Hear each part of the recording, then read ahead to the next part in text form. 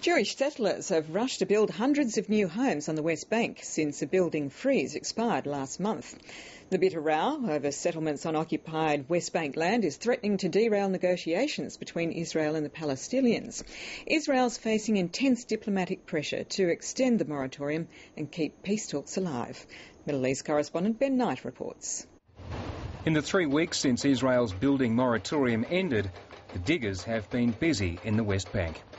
Israel's settlement watchdog, Peace Now, says more than 600 new homes have now begun construction, a rate estimated to be 4 times faster than it was before the building freeze began. In some places it's only levelling the ground that started, and in others it's the very foundations that are now being digged. Israel has been under intense pressure from the United States and Europe to extend its moratorium on building Jewish homes in its West Bank settlements, building most of the world deems to be illegal.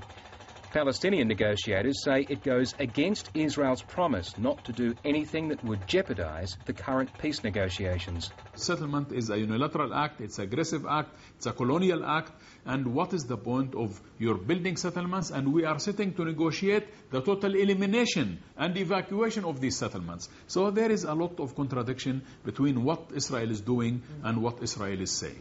The limited construction underway will in no way impact upon the final contours of a peace agreement. Ultimately, it's not about settlements, it's about reaching a historic peace settlement. But in this environment, one is inseparable from the other. And last week's announcement by Israel's housing ministry that more than 200 new apartments have been approved for building in East Jerusalem was described by the United States as disappointing. The reaction in the Arab world was far less diplomatic. The fear, of course, is what will happen if these peace talks collapse. But a poll released here yesterday showed that most Palestinians do not support a violent uprising.